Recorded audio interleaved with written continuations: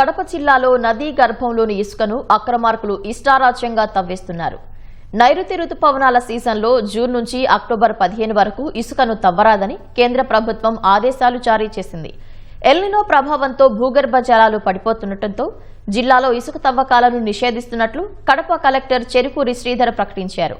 అయినా పెన్నా, చిత్రావతి, బహుదా, పించా తదితర నదుల్లో ఇసుకను తవ్వుతూనే ఉన్నారు. అక్రమ తవ్వకాలను అడ్డుకునేందుకు చర్యలు చేపట్టామని, ఎవరైనా ఫిర్యాదు చేస్తే వెంటనే అడ్డుకుంటామని చెబుతున్న కడప జిల్లా గనుల శాఖ అధికారి సుబ్రహ్మణ్యంతో మా ప్రతినిధి శ్యామ్ ముఖాముఖి. ఎల్నో ప్రభావంతో తీవ్రమైన వర్షాభావ పరిస్థితులు కొనసాగుతున్నాయి. వర్షాలు లేకపోవడంతో నదులు ఎండిపోతున్నాయి. అయినా కూడా నదుల్లో ఇసుక తవ్వకాలు జరుగుతూనే ఉన్నాయి. ఇసుక తవ్వకాలను నిషేధిస్తూ కేంద్ర ప్రభుత్వం ఆదేశాలు జారీ చేసింది. కడప జిల్లా కలెక్టర్ సైతం ఆదేశాలు జారీ చేశారు. అయినా కూడా ఇసుక తవ్వకాలు యథేచ్ఛగా జరుగుతున్నాయి. దీనికి సంబంధించి మరిన్ని విషయాలు మనతో మాట్లాడడానికి కడప జిల్లా గనుల శాఖ అధికారి సుబ్రహ్మణ్యం గారు ఉన్నారు. సార్ నమస్తే సార్. ప్రధానంగా కేంద్ర ప్రభుత్వం ఎట్లాంటి ఆదేశాలు జారీ చేసింది, నదులను కాపాడుకోవడానికి ఎట్లాంటి ఉత్తర్వులు ఇచ్చింది? ఈ government of India ministry of mines and environmental clearance అని ఒక వింగ్ ఉందండి.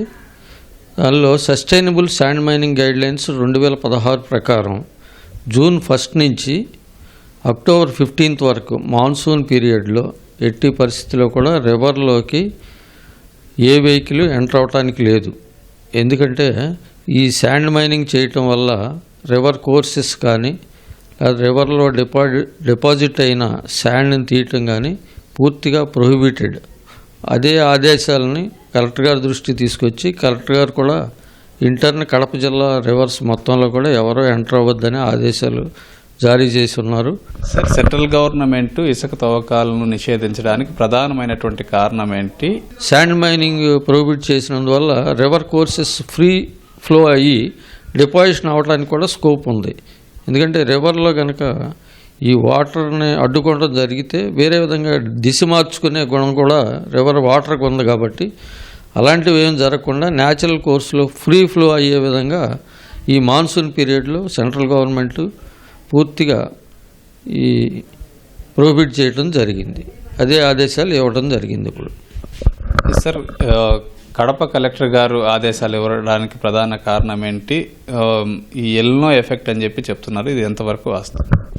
ఇప్పుడు ప్రజెంట్ సినారియోలో ఈ మాన్సూన్ విగరస్గా ఉంది సార్. వితౌట్ రెయిన్ఫాల్ అంటే దాదాపు గ్రౌండ్ వాటర్ కూడా దాని మీద కూడా ప్రెషర్ పడే పరిస్థితి ఉంది. కాబట్టి శాండ్ ఏంటంటే వాటర్ని అబ్జర్వ్ చేసుకుని గ్రౌండ్ వాటర్ రీఛార్జ్ చేసే గుణం శాండ్కి మాత్రమే ఉందండి.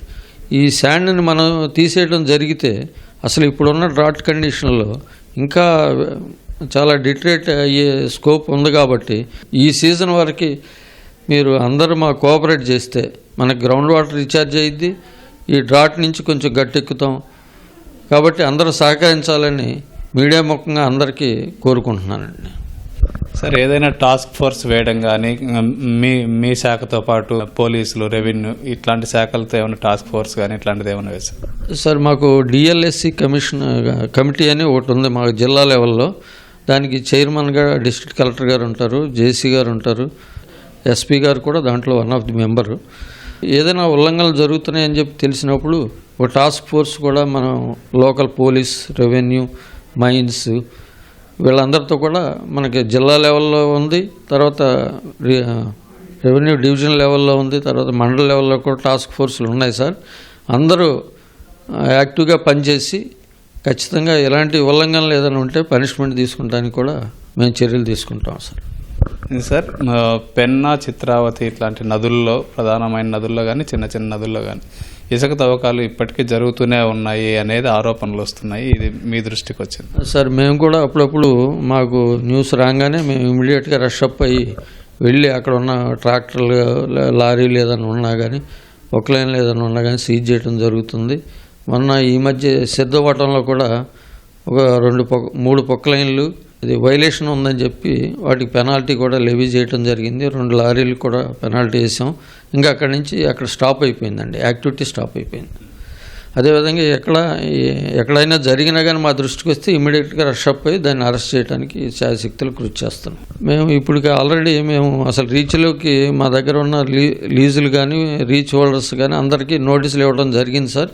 అదేవిధంగా ఈ మీడియా ముఖంగా కూడా మేము ఇంకొకసారి సీరియస్గా చెప్తున్నాం, ఎలాంటి ఉల్లంఘనలు జరిగితే మాత్రం డ్రాస్టిక్ యాక్షన్ తీసుకుంటాం, ఉన్న ఏజెన్సీని కూడా క్యాన్సిల్ చేయడానికి కూడా చర్యలు తీసుకుంటాం. Thank you sir. ఇది కడప జిల్లా గనుల శాఖ అధికారి సుబ్రహ్మణ్యం గారు చెప్తోంది. కెమెరామెన్ జగదీష్తో శ్యామ్, ఈటీవీ న్యూస్, కడప.